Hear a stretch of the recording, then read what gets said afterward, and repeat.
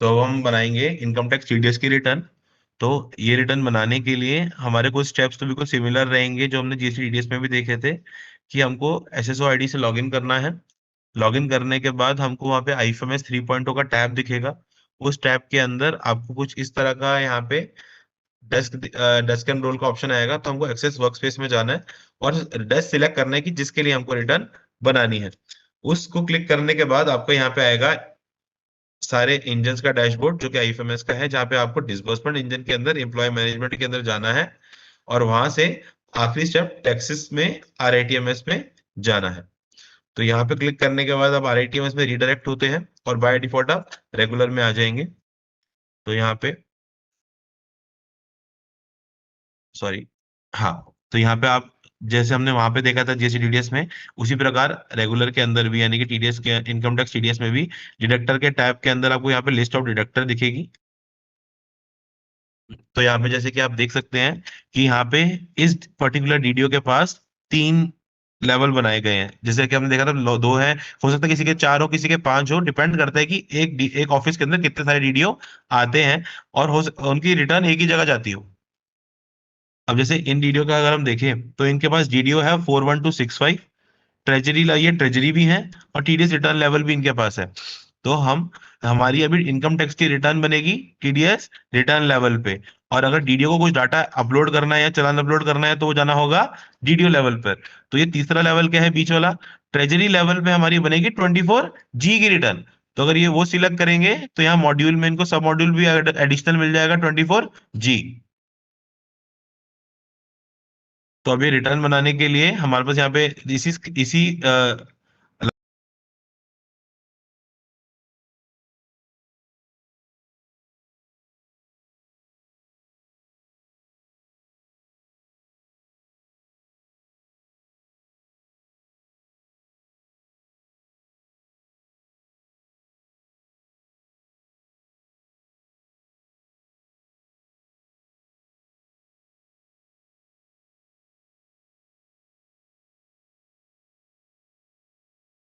Level दिए हैं इन सबके डैशबोर्ड सर अलग अलग होंगे। टीडीएस रिटर्न लेवल का जो डैशबोर्ड होगा वो रिटर्न स्पेसिफिक होगा और उसमें अगर एक से ज्यादा डीडीओ तो उन सबका डाटा एक साथ आएगा। लेकिन अगर आप डीडीओ ऑफिस का डैशबोर्ड देखेंगे तो वो स्पेसिफिक एक ही डीडीओ की ट्रांजेक्शन का डैशबोर्ड अपडेट करेगा। तो हम डैशबोर्ड पे आ जाते हैं। यहाँ पे सबसे पहले उनको मिलेगा list of employees. List of employees में क्या आएगा कि जितने भी एक डीडीओ के अंडर जितने भी स्पेसिफिक एम्प्लॉयज आते हैं उन सबकी यहाँ पे डिटेल आ जाएगी। उनकी यहाँ पे दिखाएगा हाईएस्ट में प्रोजेक्टेड इनकम और प्रोजेक्टेड टैक्स। अगर आप उनके बारे में डिटेल इन्फॉर्मेशन जानना चाहते हैं कि उनकी प्रोजेक्टेड इनकम कैसे बनी तो वो आप व्यू मोर पे भी क्लिक कर सकते हैं। सेकंड है रिटर्न समरी, जहाँ पे हमने आपको क्वार्टर वाइज का ऑप्शन दिया है। हाँ, यहाँ पे क्वार्टर वाइज क्यों दिया, क्योंकि जीएसटी में तो मंथली जाती है, लेकिन टीडीएस रिटर्न के अंदर हमारा क्वार्टरली है तो क्वार्टर का फिल्टर दिया है कि अभी कौन सी रिटर्न ड्यू है। 24Q का मतलब होता है सैलरी की रिटर्न और 26Q होता है अदर देन सैलरी, जिसमें हम वेंडर का पे आउट की रिटर्न बनाते हैं। उनकी ड्यू डेट क्या है, उनका स्टेटस क्या है और एक्शन जो सेम हमने वहां पे देखा था। नीचे आते हैं, यहाँ पे है कंपैरिजन ऑफ टीडीएस ट्रांजैक्शन, कि हमारे यहाँ पे ये मॉनिटरिंग के लिए है, इसके लिए कि कितनी ट्रांजैक्शन मंथ ऑन मंथ हमारी बढ़ रही हैं या घट रही हैं। अगर जो लोग टीडीएस में रेगुलर बेसिस पे काम कर रहे हैं तो उनको देखा होगा कि यहाँ पे कभी कभार ट्रेसिस से नोटिस भी आते हैं कि आपके पर्टिकुलर मंथ में तो इतना टीडीएस जमा हुआ था और आपके इस महीने में इतना टीडीएस जमा हुआ है, तो ये इंक्रीज या शॉर्टफॉल किस प्रकार हुआ है इसका जवाब देना होता है। तो यहाँ पे अगर आप देखें तो आप यहाँ पे मॉनिटर कर सकता है डीडीओ पहले ही कि अगर भाई अगर इंक्रीज हो रहा है तो कुछ किसी कारणवश से इंक्रीज हुआ होगा, और अगर डिक्रीज हो रहा है तो किस क्यों डिक्रीज हुआ, कि या तो थ्रेशोल्ड बढ़ गई हमारी इस साल की, या फिर कुछ एम्प्लॉयज की इन्वेस्टमेंट बढ़ गई इस वजह से कम घटा। तो ये मॉनिटरिंग में देख सकते हैं। अब अगला है टैक्स डिपॉजिटेड, कि यहाँ पे आपका डीडीओ का वो वाला डाटा आएगा, यानी कि अगर आपके लिंक्ड ट्रेजरी ने जो 24G भरी होगी उसमें आपके डीडीओ को कितना पैसा गया यहाँ पे वो आएगा। ये amount usually GST TDS transaction में जितना टीडीएस है उससे मैच होना चाहिए। राइट हैंड साइड में एक ऑप्शन है यहाँ पे फॉर्म 16 डाउनलोड का। यहाँ पे हमने आपको 2 ऑप्शन दिए, एक है डीडीओ कि अगर आप डीडीओ वाइज सबके पूरे जिप एक साथ क्वार्टर की डाउनलोड करना चाहते हैं तो वो कर सकते हैं। दूसरा है सिंगल फॉर्म 16। आप यहाँ पे अगर किसी पूरा डाउनलोड नहीं करना चाहते, आप सिर्फ एक पर्टिकुलर पैन का करना चाहते हैं, तो आप वो भी कर सकते हैं। मैं फॉर्म 16 पे आपको थोड़ा सा डिटेल में भी बताऊंगा कि ये डीडीओ को जनरेट कैसे करने हैं और सामने वाले को दिखेंगे कैसे, इसके बारे में थोड़ी देर बाद में दिखाऊंगा। आते हैं रिटर्न टैब की तरफ। रिटर्न टैब में यहाँ पे है total TDS return, total GST, total TDS amount, total GST TDS amount. ये सेम हमने जीएसटी में भी देखा था। अब उस टाइम में क्या था, जीएसटी में अगर हम टीडीएस पे क्लिक करते तो टीडीएस पे रिडायरेक्ट हो जाते। अब हम हैं टीडीएस के अंदर, अब हम टोटल जीएसटी रिटर्न पे क्लिक करेंगे तो हम रिडायरेक्ट हो जाएंगे जीएसटी मॉड्यूल के अंदर। अब हम अगर मुझे रिटर्न में काम करना है तो यहाँ पे हमें दो ऑप्शन, एक तो मैं स्टार्ट वर्किंग यहीं पे क्लिक कर दूं, अदरवाइज क्विक लिंक से भी दूसरे ऑप्शन से मैं जा सकता हूँ। तो क्लिक करने के बाद यहाँ पे क्वेश्चन का प्रेफरेंस आता है कि क्या आपके पास कोई ऐसा डाटा है जो आईएफएमएस के अलावा भी आपके पास कोई मैनुअल डाटा है क्या, यस या नो। क्या आपके पास कोई एडिशनल चालान है क्या जो 24G के अलावा पे हुए हैं, यस या नो। अगर आप यस दबाएंगे तो आपको दिखेगा पीछे के दो ऑप्शन आपके पास इनेबल रहेंगे, लेकिन अगर आप नो करेंगे तो पीछे के ऑप्शन भी डिसेबल हो जाएंगे।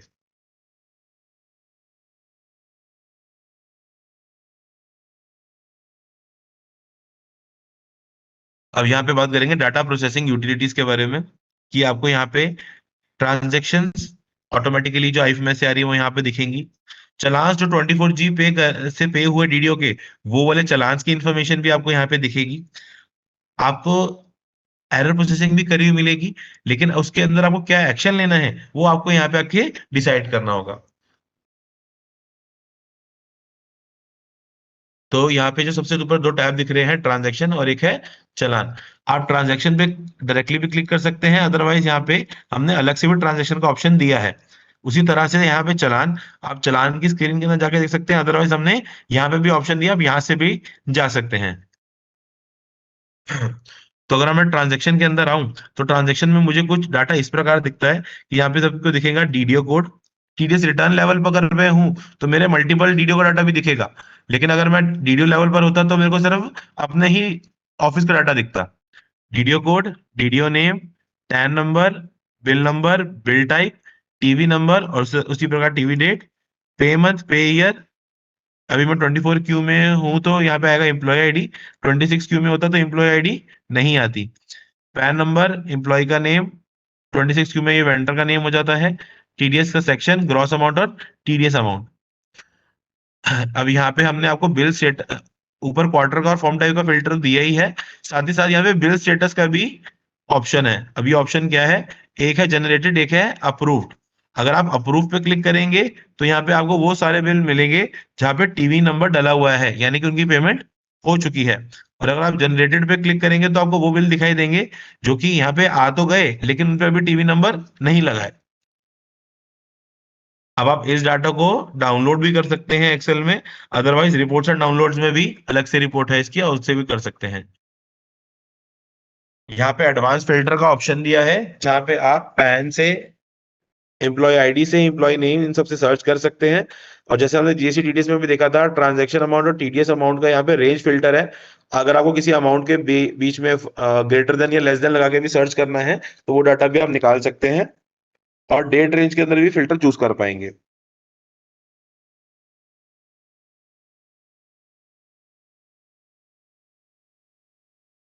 अब हम बात करते हैं ट्रांजैक्शन व्यू की। ट्रांजैक्शन टैब में जहां मुझे ट्रांजैक्शन दिख रही है, मैं उस पर कहीं पे भी क्लिक करता हूं तो यहाँ से राइट हैंड साइड से एक पॉपअप आता है जहां पे आप उसकी एक डिटेल्ड इन्फॉर्मेशन के बारे में जान सकते हैं। जैसे कि 24Q में मैंने किसी भी एक एम्प्लॉय पे क्लिक किया तो वो ग्रॉस अमाउंट कैसे बना, और वो उसके बारे में इंफॉर्मेशन यहाँ पे दिख जाएगी, उसका ब्रेकअप यहाँ पे अवेलेबल है।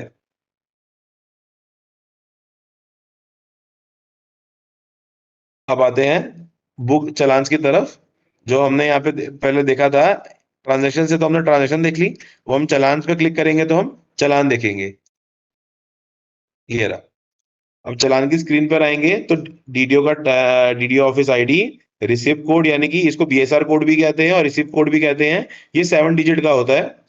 एक होता है चालान नंबर, कि आपका बिन व्यू के अंदर चालान नंबर क्या आ रहा है, ये 5 डिजिट का होता है। चालान डेट, ये यूजुअली महीने की आखिरी डेट ही रहती है। पीआरएन का status section, TDS amount, interest amount, other और एलोकेटेड अमाउंट। तो ये इन्फॉर्मेशन आपको देखनी है कि ये बराबर आपके 24G वाले से जो डाटा आता है बिन व्यू से मैच हो रही है या नहीं हो रही। ये शत प्रतिशत वैसे मैच होगी। लेकिन अगर आपको लगता है आपने इस 24G के अलावा भी कोई एक्स्ट्रा चालान पे किया है, तो आप यहाँ से ऐड न्यू चालान भी कर सकते हैं। मैं आपको यहाँ पे एक चीज बताना चाहूंगा कि जितने भी चालान 24G के थ्रू ट्रेजरी पे करता है, उसको हम बोलते हैं बुक एडजस्टमेंट। उसको हम बोलते हैं बुक एडजस्टमेंट वाले चालान। लेकिन अगर आपने कोई चालान पे किया है इनकम टैक्स की साइट पे डायरेक्टली जाके, तो वो नॉर्मल चालान है, आप उसको बुक एंट्री चालान नहीं बोलेंगे। तो जैसे ही आप एड न्यू चालान करेंगे तो ऊपर आता है कि चालान किस प्रकार का है, बुक एंट्री वाला है या अदर देन बुक एंट्री वाला। तो आपको नॉर्मल चालान सिलेक्ट करना है। अभी बात करेंगे हम मैनुअल डाटा इंपोर्ट की। मान लीजिए कि जो क्वेश्चन का अभी मेरे को ऑप्शन आया था और मेरे को लगता है कि डीडीओ के पास की उसके पास कोई एक्स्ट्रा डाटा है, तो वो किस में जाएगा, डिडक्टर्स में से डीडीओ लेवल पर जाएगा, क्योंकि टीडीएस रिटर्न लेवल पर डाटा इंपोर्ट नहीं होता है। अब डाटा इंपोर्ट करने की स्क्रीन पर हम आएंगे, तो हमने यहाँ पे एक्सेल दे रखी है। ये एक्सेल कुछ आपको जिस टीडीएस एक्सेल से ही आपको सिमिलर दिखेगी, लेकिन इसके यहाँ कॉलम अलग है बस। तो ये Excel all in one template करके हमारी एक टेम्पलेट है। आप अगर आप इसको डाउनलोड करेंगे और खोलेंगे तो आपको कुछ इस प्रकार दिखेगी। तो जितने भी कॉलम ग्रे में है, ये आप अपलोड कर सकते हैं। ये आपको यहाँ डालना ही पड़ेगा।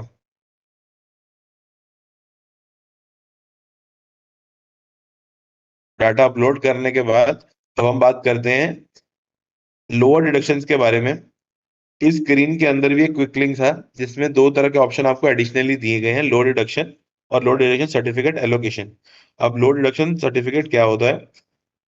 कभी कभार कुछ बड़े डिडक्टिव जिनका आप टीडीएस काटते हैं, वो इनकम टैक्स से रिक्वेस्ट करते हैं फॉर्म 13 के माध्यम से कि यह हमारा टैक्स इतना ना काटिए, हमारा टैक्स जो है कम रेट पे काटिए क्योंकि हमारा पैसा ब्लॉक हो जाता है। तो उस केस में आपका जो भी उनका असेसिंग ऑफिसर होता है, उनको वो आपके टैन पे यानी कि डीडीओ के टैन पर एक सर्टिफिकेट इशू करता है कि भैया इनका 194 जे के हिसाब से तो वैसे 10 कटना चाहिए था, पर आप इन इस पर्सन का जो कि पैन पैन होल्डर है, इसका आप 2% या 1% से काटिएगा। तो वो सर्टिफिकेट हमको यहाँ पे अपलोड करना पड़ेगा। और वो उसका सबसे बड़ा रीजन क्या है अपडेट करने का? अगर हम वो अपडेट नहीं करेंगे, तो जब हम डाटा एरर प्रोसेसिंग में जाएंगे, तो मान लीजिए कि 194 जे में सेक्शन है 10% का, तो और आपने काटा है 2% से, तो वो 8% का शॉर्टफॉल फेंक देगा। तो उस वो ऐसा ना करे, इसलिए हमको लोड रिडक्शन अपडेट करना पड़ेगा कि लोड रिडक्शन सर्टिफिकेट की सारी डिटेल आपको एंट्री ऐड करनी पड़ेगी। वो मैं आपको दिखाता हूँ कि कैसे करनी पड़ेगी। आप जैसे ही यहाँ पे लोड रिडक्शन पे क्लिक करेंगे, तो यहाँ पे आपको ये स्क्रीन दिखाई देगी। आपको यहाँ पे उसका सर्टिफिकेट ऐड करने के लिए ये चीजें आपको डालनी पड़ेगी कि भैया पार्टी का पैन नंबर क्या है, वो कौन से सेक्शन के लिए एलडीसी लेकर आया है, सर्टिफिकेट का नंबर क्या है, कब से कब तक वैलिड है, और किस रेट पर लाया है और कौन सी लिमिट तक के लिए लेकर आया है। अब यहाँ से आपको ध्यान रखना है वैलिड फ्रॉम और वैलिड अप टू भी। अगर वो लेकर आया है 1 मई से, तो अगर आपने 1 अप्रैल को कोई अगर ट्रांजेक्शन करी है, तो आप उसको लोड डिडक्शन का बेनिफिट नहीं दे सकते। आपको तो नॉर्मल रेट पर ही काटना है। आप उसको एलडीसी का बेनिफिट तभी देंगे जब आपका जो भी ट्रांजैक्शन है वो वैलिड फ्रॉम और वैलिड अप टू की डेट के बीच में ही हुआ है। तो ये ऐड करने के बाद आपको सेव करना होगा, तो आपका एलडीसी ऐड हो जाएगा। अब हम यहाँ पे बात करेंगे दूसरे जो हमारा ऑप्शन था नीचे, लोड रिडक्शन सर्टिफिकेट एलोकेशन। अब आपने यहाँ पे लोड रिडक्शन सर्टिफिकेट डाल तो दिया, लेकिन वो उस पार्टी को उसके सामने ये सर्टिफिकेट लग जाए, वहां पे आपको एलोकेशन पर आना है और यहाँ पे क्लिक करके एलोकेट पे क्लिक करना है। तो यहाँ पे आपकी जितनी भी ट्रांजेक्शन होगी इस पार्टी के रिगार्डिंग, इस पैन की जितनी भी ट्रांजेक्शन होगी, तो वहां पे ऑटोमेटिकली लोड रिडक्शन सर्टिफिकेट लग जाएगा। तो हमने यहाँ दो स्टेप सीखे, जिसमें हमने पहले तो पार्टी का लोड रिडक्शन सर्टिफिकेट ऐड किया, पर ऐड होने से इसका ये मतलब नहीं है कि वो ऑटोमेटिकली सब में लग गया। ऑटोमेटिकली यहाँ पे हर ट्रांजेक्शन के सामने वो सर्टिफिकेट ऐड करने के लिए हमको एलोकेशन में आना होगा।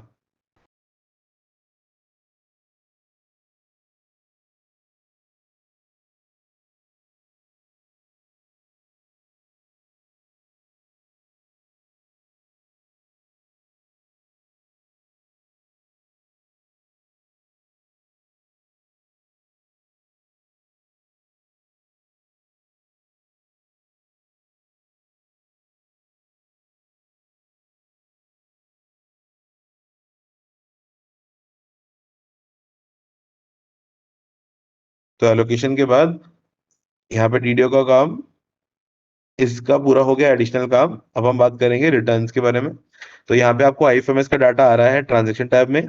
जो 24G के चालान थे वो आ रहे हैं चालान्स में। अब बात करेंगे डाटा एरर प्रोसेसिंग के लिए। यहाँ पे उनको क्लिक करना है डीडीओ को। अगर कोई रिटर्न में कोई भी गलती नहीं होगी तो आपको कुछ इस प्रकार दिखेगा कि error processing successfully completed, structural error और वैलिडेशन एरर 0 है और आप आगे बढ़ सकते हैं। लेकिन अगर किसी भी प्रकार का एरर आया, जो कि हमने जीसीडीडीएस में देखा था, वहां पे आपको काउंट लिखा आएगा और अगर उससे कोई डिफॉल्ट आने वाला है तो वो भी दिखाई देगा। तो आप उसको वहीं पे ठीक भी कर सकते हैं फिक्सिट के थ्रू।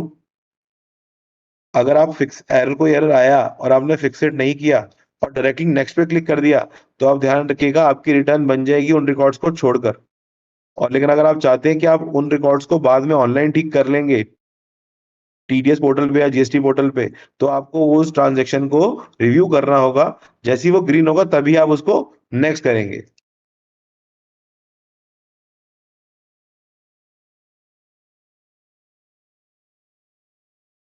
तो यहाँ पे जैसे हमने वहां पे करेक्शन टैब देखा था, यहाँ पे जैसे कि मेरा अगर एक कोई भी तरह का एरर आ रहा होगा तो यहाँ पे आप उसको फिक्स कर सकते हैं। फिक्स आप उस स्क्रीन पे भी कर सकते थे, लेकिन यहाँ पे आप बल्क में भी कर पाएंगे। ये एरर जो है आप मंथली बेसिस पे भी आप चेक कर सकते हैं। जरूरी नहीं कि जब क्वार्टर खत्म हो रहा है तभी रिटर्न बनानी है तभी आप एरर्स देखेंगे। ये डाटा आपको मंथली अवेलेबल है। तो हम एरर प्रोसेसिंग भी यहाँ पे मंथली कर रहे हैं। तो किसी भी प्रकार का एरर है तो आप उसको मंथली देखिए, मंथली रिजॉल्व कीजिए, ताकि आपको क्वार्टरली रिटर्न जो है आपकी वो टाइम पे जा पाए।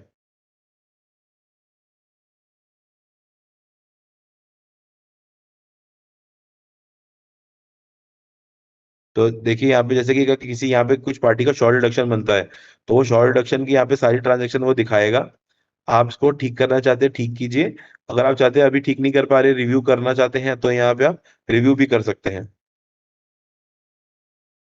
देखिए, अगर आप उसको यहाँ पे एडिट करेंगे तो आप उसका नया सेक्शन चेंज कर सकते हैं। आप लोड रिडक्शन सर्टिफिकेट ऐड कर सकते हैं। और अगर आप आगे राइट में जाएंगे तो कोई ट्रांजेक्शन अमाउंट चेंज करना चाहता है वो भी कर सकते हैं। वो करने के बाद आप इसको यहाँ पे अपडेट भी कर पाएंगे।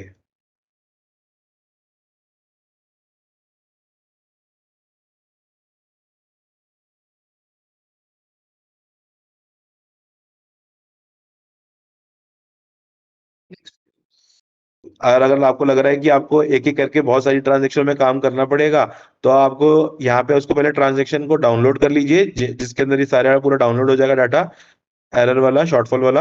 और बाद में उसको उसी एक्सेल को आप ठीक करके इंपोर्ट भी कर सकते हैं। तो दोनों है, ऑन स्क्रीन भी कर सकते हैं, और अगर ऑन स्क्रीन नहीं करना चाहते एक एक करके तो ऑफ स्क्रीन में डाउनलोड करके इंपोर्ट भी कर सकते हैं।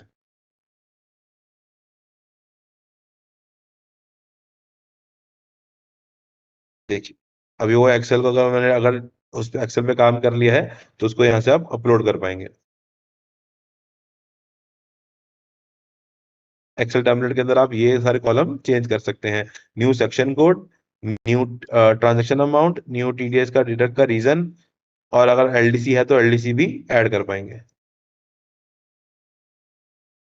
लेकिन अगर आपको लग रहा है कि अभी आप वो ठीक नहीं कर पा रहे, आप उसको बाद में करना चाहते हैं और चाहते हैं कि ये जो एरर रिकॉर्ड्स हैं ये रिटर्न में जाएं, तो आपको बल्क एक्शन में जाके रिव्यू करना होगा, जहां पे आप अपना कमेंट ऐड कर सकते हैं। उसके बाद आपका proceed for generation, proceed for generation पे क्लिक करते ही हमको क्या करना है, केवाईसी करनी है, जिसमें आप नेम एज पर आधार डालेंगे, जो कि आपको दूसरी साइट पर ले जाएगा। और वहां पे आपको ओटीपी डाल के दोबारा जैसे ही सक्सेसफुली वैलिडेट हो जाएगा तो दोबारा इस स्क्रीन पर ले आएगा, जहाँ पे आप देखेंगे कि आपकी रिटर्न प्रिपेयर हो रही है या हो चुकी है। हम्म। तो जब आप रिटर्न फाइनली बना लेंगे तो उससे पहले यहाँ पे एक चीज को ध्यान रखना है कि हमारी टीडीएस रिटर्न के अंदर अपलोड होती है एफयूवी फाइल। तो जो एफयूवी फाइल होती है वो इनक्रिप्टेड होती है, क्योंकि गवर्नमेंट की साइट पे अपलोड होनी होती है तो वो पढ़ी नहीं जाती।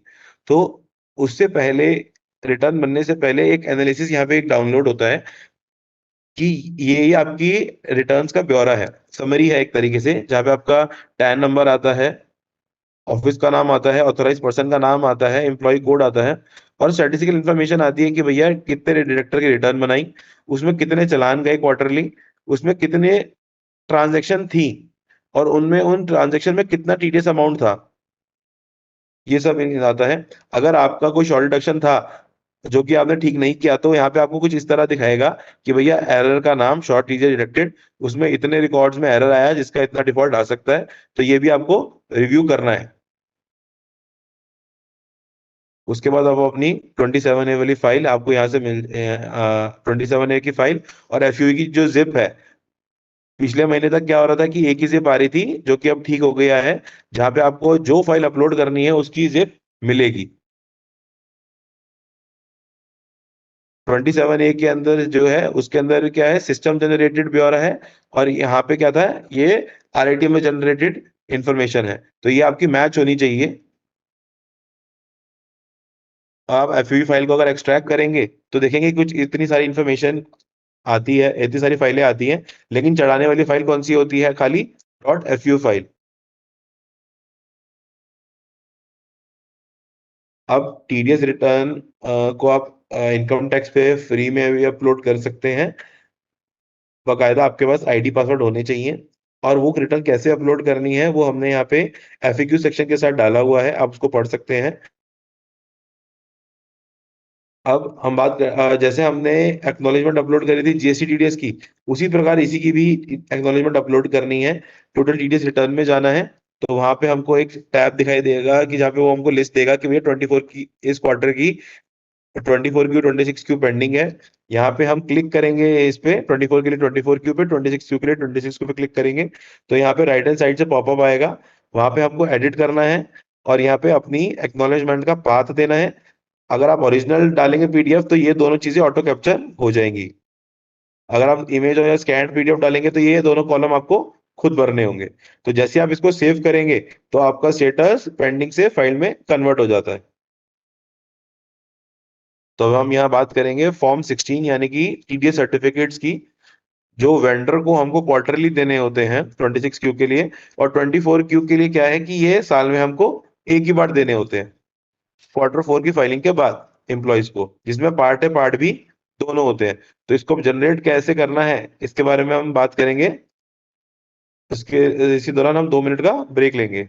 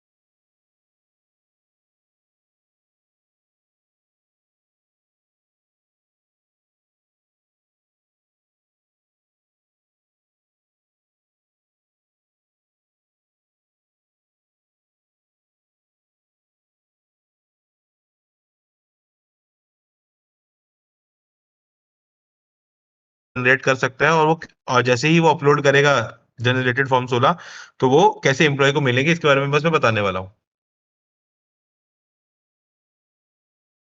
सर, ये चलाने वाले ऑप्शन में डीडीओ का क्या रोल है सर?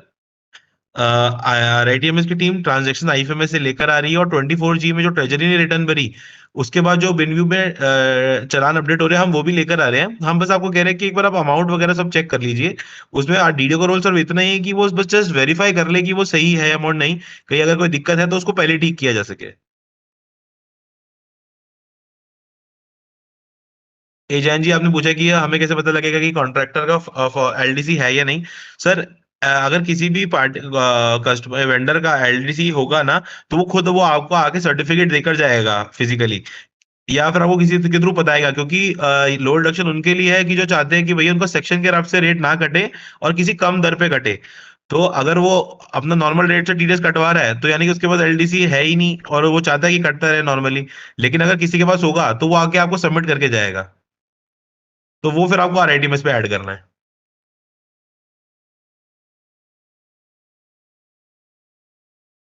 इसके अलावा सर एक और ऑप्शन भी है। अगर आपके पास ट्रेसिस के आईडी पासवर्ड है, तो वहां पे डाउनलोड सेक्शन में एक है डाउनलोड सर्टिफिकेट सेक्शन 197। वहां पे आपके टैन पर किसी भी प्रकार का किसी ने भी एलडीसी लिया होगा तो वो आपको नजर आ जाएगा।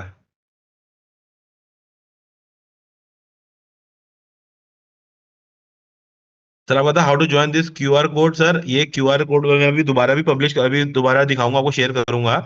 ये सर आप व्हाट्सएप पे जाएंगे ना, तो व्हाट्सएप में आप कैमरे से भी खींचेंगे फोटो तो भी कर लेंगे, अदरवाइज ऊपर ही ये ना एक ऑप्शन होता है स्कैन का। वहां वहां व्हाट्सएप ओपन करेंगे, ऊपर कैमरा दिखेगा, कैमरे में आप ये क्यूआर सिलेक्ट करेंगे, आप डायरेक्टली ग्रुप में ज्वाइन हो जाएंगे।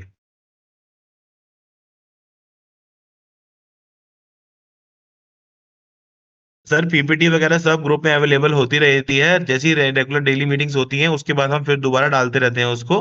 तो आपसे अनुरोध है कि आप ग्रुप में आ जाएंगे तो आपको डायरेक्टली एक्सेस मिल जाएगा।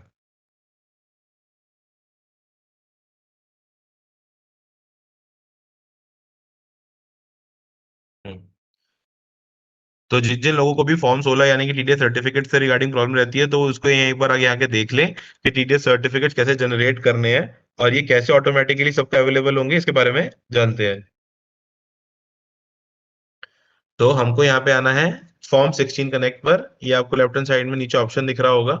यहाँ पर आएंगे तो यहाँ पे दो ऑप्शन है, डाउनलोड द यूटिलिटी और एक है अपलोड फाइल्स। ठीक है, तो हम धीरे धीरे आगे बढ़ते हैं। तो यहाँ पे ट्रेसिस द्वारा यूटिलिटी दी गई है जो कि एक जावा यूटिलिटी है। इसके अंदर से ही अगर आप टेक्स्ट फाइल डालेंगे तो आपको पीडीएफ फाइल मिल जाती है। अब जो टेक्स्ट फाइल डालनी होती है वो कहाँ से मिलेगी, उसके बारे में मैं आपको बता दूं कि जितने भी डीडीओस के बाद लॉगिन होगा रिटर्न भरने के बाद, जब वो रिटर्न प्रोसेस हो जाती है तो आपको ट्रेसिस पे लॉगिन करना है आईडी पासवर्ड से। उसमें जाना है रिक्वेस्ट, वहाँ पे रिक्वेस्ट में रिक्वेस्ट फॉर फॉर्म 16, जो कि आप साल में एक बार करेंगे, जो कि आप एम्प्लॉय को इशू करते हैं। लेकिन जो वेंडर वाले होते हैं वहां पे आप करेंगे रिक्वेस्ट फॉर्म 16A। वहां पे आप फाइनेंशियल ईयर और क्वार्टर डालेंगे, डीएससी लगा के सबमिट करेंगे, तो आपको रिक्वेस्टेड डाउनलोड्स में उसकी जिप फाइल मिल जाएगी। वो जिप फाइल को आपको डाउनलोड कर लेना है, एक जगह पे रख लीजिए। अब आपको आरआईटीएमएस पोर्टल पर आना है। यहाँ पे दो यू तरह की यूटिलिटी दे रखी है, पार्ट ए और पार्ट बी। फॉर्म 16 में जो एम्प्लॉय को देते हैं पार्ट ए के लिए पार्ट ए वाली यूटिलिटी लगती है, और पार्ट बी के लिए पार्ट बी वाली। और जो वेंडर के लिए जो इश्यू होनी है उसके लिए भी पार्ट ए वाली यूटिलिटी ही है। तो ये यूटिलिटी को डाउनलोड करेंगे तो हमारे पास दो डाउनलोड हो गए। एक तो हमने यूटिलिटी डाउनलोड कर ली और दूसरा ट्रेसिस से जिप फाइल डाउनलोड कर ली। अब हम क्या करेंगे, दोनों जो हमारी यूटिलिटी डाउनलोड हुई उसको एक्सट्रैक्ट करेंगे और उसको खोलेंगे जावा। तो यहाँ पे आपको कुछ इस प्रकार दिखेगी, यूटिलिटी का डिस्प्ले ऐसा आएगा, जिसमें हमको पहले क्या करना है, सिलेक्ट फॉर्म 1616 है जिप फाइल। तो जो हमने ट्रेसिस से डाउनलोड करी थी जिप फाइल उसका पाथ लगा देंगे। उसके बाद हम पासवर्ड डालेंगे। अब इसका पासवर्ड क्या होता है, इसका पासवर्ड होता है कैपिटल में 10 नंबर, यानी कि 10 डिजिट का यहाँ पे पासवर्ड होता है, जिसमें आपको 10 नंबर डालना है कैपिटल लेटर्स में। अब दूसरा है save to folder. Save to folder का मतलब है आपको पाथ देना है जहां पे आप चाहते हैं कि आपके फॉर्म 16 जनरेट हो, वहां पे इसका पाथ दे दीजिए। उसके बाद जहां पे आप देख रहे होंगे सर्टिफिकेट स्टोर, सर्टिफिकेट स्टोर के अंदर ना यहाँ पे अगर आपने टोकन लगाया हुआ होगा यानी कि डीसी लगाई होगी, तो यहाँ पे आपका नाम आ रहा होगा। आपको उसको सिलेक्ट करना है और प्रोसीड पे क्लिक करना है। प्रोसीड पे क्लिक करते ही आपको मांगेगा आपकी डीएससी का पासवर्ड। तो जैसे ही आप वो अपना पासवर्ड डाल देंगे तो आप देखेंगे कि आपके जो फोल्डर आपने सिलेक्ट किया था वहां पे पीडीएफ बनने लग गई है, और वो पीडीएफ क्या है, साइन होकर आ रही है। ठीक है। अब जैसे ही आपके यहाँ पे ये कंप्लीट हो जाए तो यहाँ पॉपअप आता है कि भैया इतने जनरेट हो गए हैं हमारे। तो ओके करेंगे, इसको बंद करेंगे, आप उस फोल्डर में जाएंगे तो वहां देखेंगे कि आप सारे के सारे फॉर्म 16 पीडीएफ फाइल बनी हुई है। अब उसको आरआईटीएमएस पे अपलोड करने के लिए क्या करना है, दोबारा हम इसी स्क्रीन पर आएंगे। अब आपका डाउनलोड यूटिलिटी से जनरेशन का काम तो हो गया। अब आप यहाँ सिलेक्ट करेंगे अपलोड फाइल्स। अपलोड फाइल्स पे आप अपने फोल्डर का पाथ दे देंगे जो यहाँ पे आपने सारे फॉर्म्स वगैरह जनरेट कर लिए थे, पीडीएफ फाइल बन गई थी। तो यहाँ से क्या होगा, आरआईटीएमएस उसको अपने पास रख लेगा। सारे फाइल, आपकी फाइल जब अपलोड हो जाएंगी तो उससे क्या होगा कि जब आपने जो डैशबोर्ड पे देखा था, अगर आप एक एक करके करना चाहते हैं तो सिंगल भी डाउनलोड हो जाएगा, और पूरे करने चाहते हैं तो वो भी हो जाएगा। और जितने भी आपके लिंक्ड एम्प्लॉय थे उनको अपने एम्प्लॉय मॉड्यूल में सर्टिफिकेट्स में फॉर्म 16 मिल जाएगा। हमको एक एक को इशू करने की जरूरत नहीं है। जैसे ही आप यहाँ अपलोड करेंगे तो सारे एम्प्लॉयज को ऑटोमेटिकली अपने उनके खुद के लॉगिन में मिल जाएगा, वो वहां से भी कर सकते हैं। और यहाँ पे आपको उनके लिए करना है, यहाँ पे जिनको वेंडर को अगर आपको एक एक करके देना है तो आप उनको यहाँ से निकाल के दे सकते हैं। इस मॉड्यूल का आखिरी सेक्शन है रिक्वेस्ट सेक्शन। इसके अंदर जो हमने जेसीडीडीएस में मॉड्यूल में बात करी थी कि कुछ 4 तरह की रिक्वेस्ट देखी थी: missing bill, mismatch in from IFMS bill, statement upload और टेक्निकल सपोर्ट। तो वो रिक्वेस्ट आपको कहाँ मिलेगी? रेज रिक्वेस्ट में, कि डीडीओ कौन सी रिक्वेस्ट रेज कर सकता है। पर यहाँ पे इसके अलावा देख पा रहे होंगे कि उसको यहाँ पे कुछ रिक्वेस्ट दिख भी रही है, तो ये किसकी रिक्वेस्ट है? डीडीओ लेवल पर उसको रिक्वेस्ट दिखेंगी अपने एम्प्लॉय की। एम्प्लॉय मॉड्यूल में अगर किसी भी एम्प्लॉय ने अपनी इन्वेस्टमेंट डिक्लेरेशन डाली तो वो यहाँ पे तब तक एक्सेप्ट नहीं होती जब तक डीडीओ उसको एक्सेप्ट नहीं करता। तो यहाँ पे वो अपने नीचे भी जितने भी एम्प्लॉयज हैं सबकी डिक्लेरेशन देख सकता है। उस पर टेक एक्शन पे क्लिक करने के बाद वो उसको एक्सेप्ट या रिजेक्ट कर सकता है। अगर रिजेक्ट करनी है तो वो यहाँ पे रिजेक्शन भी हमने के रीजन कुछ आइडेंटिफाई कर रखे हैं, उसको सिलेक्ट कर सकता है ताकि आपके एम्प्लॉय को वो रिजेक्शन का रीजन दिख जाए और अगली बार उसको ठीक करके डाले। अब स्टाफ डिक्लेरेशन के अलावा एक और तरह की भी रिक्वेस्ट है जो डीडीओ के पास आएगी अप्रूव होने के लिए या रिव्यू के लिए, जिसमें होगी एम्प्लॉय की पैन करेक्शन। अगर एम्प्लॉय का पहले कोई किसी भी मंथ में पैन अपडेट नहीं था और बाद में हुआ और वो चाहता है कि उसकी पुराने वाले मंथों की रिटर्न्स में भी हो, तो यहाँ पे वो एम्प्लॉय पैन करेक्शन डाल सकता है। तो अगर डीडीओ को लगता है कि ये सही बोल रहा है तो उसको एक्सेप्ट कर सकता है। अब वो बात करते हैं कि डीडी अपने लेवल पे क्या रिक्वेस्ट रेज कर सकता है। ये मैंने आपको पहले भी बताया था जीएसटी मॉड्यूल में कि अगर आपको लगता है कि आईएफएमएस का कोई बिल है लेकिन वो ट्रांजेक्शन में दिखाई नहीं दे रहा, तो आप मिसिंग बिल को यूज कर सकते हैं और वो डिटेल आप मैन्युअली एंटर कर दीजिए ताकि आरएटीएमएस हेल्डर्स की टीम उसको आईएफएमएस टीम से कोऑर्डिनेट करके रिजॉल्व कर पाए। दूसरा है स्टेटमेंट अपलोड रिक्वेस्ट। यहाँ पे अगर आपको आईडी पासवर्ड होने के बावजूद भी आपको लग रही है कि आप नहीं अपलोड कर पा रहे, रिटर्न अपलोड करने में कोई दिक्कत आ रही है, तो वो आप अपनी एफयूवी फाइल 27A के साथ आप यहाँ पे अटैच कर दीजिए एक ही जिप बनाकर, और आरआईटी में हेल्डर्स को आपके बिहाफ पे अपलोड कर देगा और एक्नॉलेजमेंट के साथ आपको रिस्पॉन्स बैक कर देगा। तीसरा है टेक्निकल सपोर्ट। एप्लीकेशन चलाने में किसी भी प्रकार की समस्या आ रही है या किसी स्क्रीन पर कोई एरर दिख रहा है और कोई वो समझ नहीं पा रहे, तो वो टेक्निकल सपोर्ट में रेज कर सकते हैं। एलआईटी में हेल्डर उसको ईमेल या फोन के थ्रू आपको समझा के आपको रिस्पॉन्स देगा। अब एक और है रिपोर्ट्स एंड डाउनलोड्स। यहाँ पे हमने विभिन्न प्रकार की रिपोर्ट्स एंड डाउनलोड्स यहाँ पे आपको अवेलेबल कराई हैं।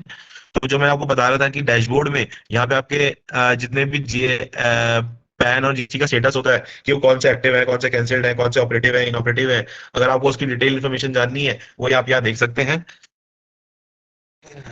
इसके अंदर पैन अगेंस्ट डैशबोर्ड, नीचे से दूसरी वाली रिपोर्ट है। पहली रिपोर्ट है आपकी बिल डिटेल्स की, आपकी अभी तक कितने बिल्स हैं जो यहाँ पे आरएनटीएमएस में आ गए हैं, कौन से बिल पेंडिंग है वो देख सकते हैं।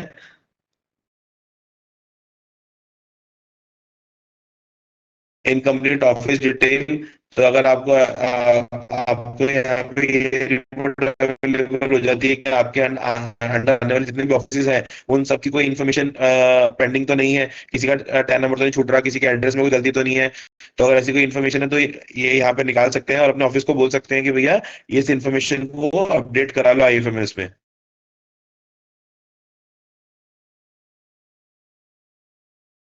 ये हमारा आ गया ईमेल आईडी और फोन नंबर।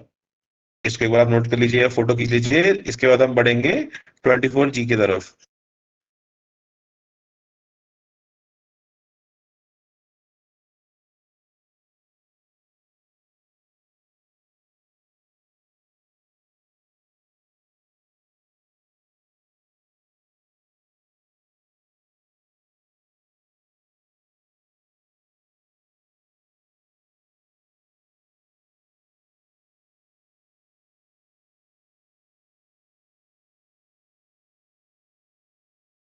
तो 24G के लिए हमने ट्रेजरीज के लिए अलग से वो रखी है, उसको उनको हम ट्रेन कर देंगे। तो अब हम आ जाते हैं Q&A की तरफ। अगर किसी को प्रॉब्लम है तो चैट बॉक्स में आ जाइए।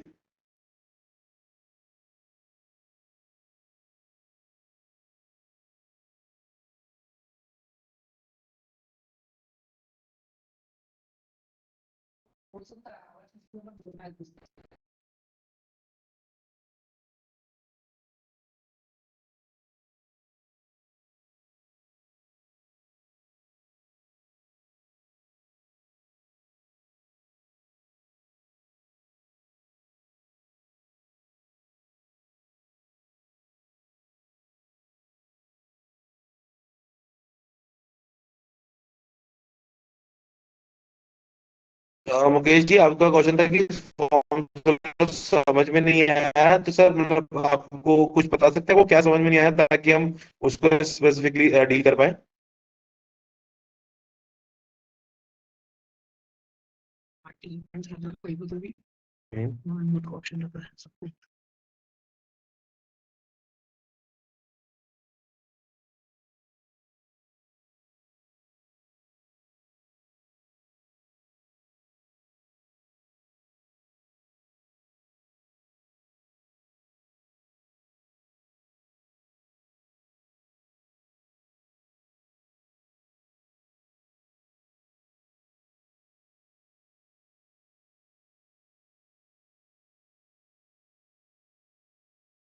अ, विमल जी, वेरी सॉरी कि मैं थोड़ा फास्ट बोलता हूँ, तो मैं कोशिश करूँ कल की मीटिंग में मैं थोड़ा धीरे बात करूँ।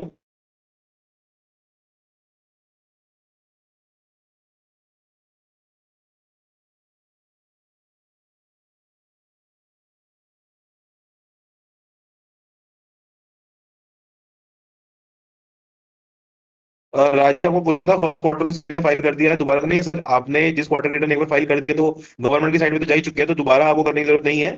हाँ, लेकिन अगर आप RITMS को अगर आप करना चाहते हैं तो RITMS में जनरेट कर लीजिए एक बार।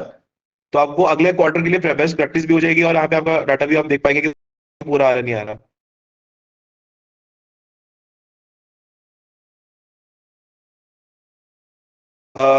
STO से एक मैसेज आया RITMS पर वर्क करने के फर्स्ट स्टेप से एंड स्टेप तक फ्लो चार्ट कर दीजिए। सर ये फ्लो चार्ट सर हमने ऑलरेडी ग्रुप में डाला हुआ है। अगर आज आप ग्रुप में आ जाएंगे तो हम दोबारा रिसेंड कर देंगे ऑन रिक्वेस्ट, कोई दिक्कत नहीं सर उसके लिए। हेमराज चौधरी जी, अगर LDC एलोकेट नहीं हो रही है सर, मीटिंग खत्म होने के बाद आप मुझे डायरेक्टली भी कॉल कर सकते हैं। एक बार ग्रुप में एक बार एरर डाल दीजिएगा, तो मैं अपनी टीम को बोलता हूँ कि वो आपको एक बार करके दिखा देगी।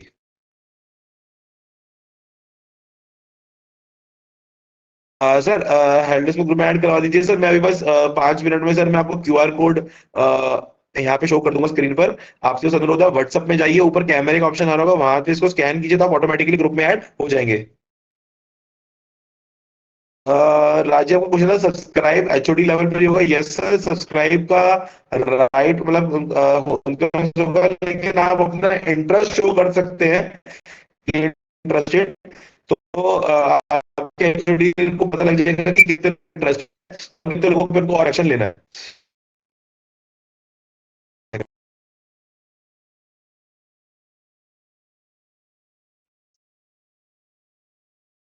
अच्छा सर, फॉर्म 16 की स्टार्टिंग समझ में नहीं आई आपको।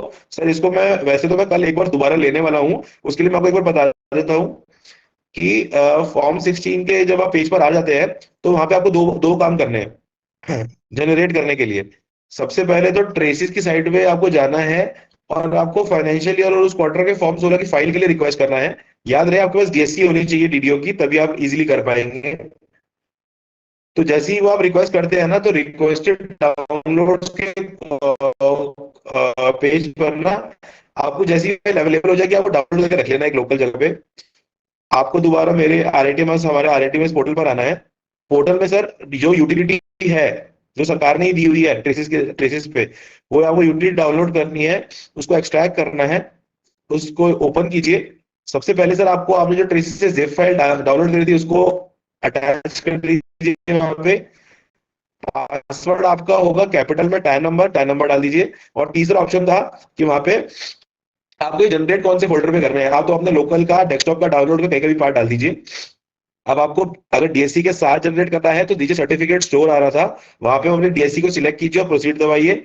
अगर आपको डीएससी के बिना बनाना है तो आप सर्टिफिकेट स्टोर पे क्लिक मत कीजिए, डायरेक्टली प्रोसीड भी दबा सकते हैं। तो प्रोसीड करने के बाद अगर आप देखेंगे तो आपके फोल्डर में जनरेशन चालू हो चुका होगा। तो जब वो आपका वो खत्म हो जाए तो आपको मेरे आरआईटीएमएस पोर्टल पर आकर अब आपको दूसरी स्क्रीन पर आना है अपलोड। अपलोड कर दीजिए ताकि आज सारे एम्प्लॉयज को ऑटोमेटिकली मिल जाए। सर अजय जी, आपका क्वेश्चन था please can you provide full video for all processes. Sir मैं आपको एक बताना चाहूंगा कि अगर आप आरआईटीएमएस में अगर आप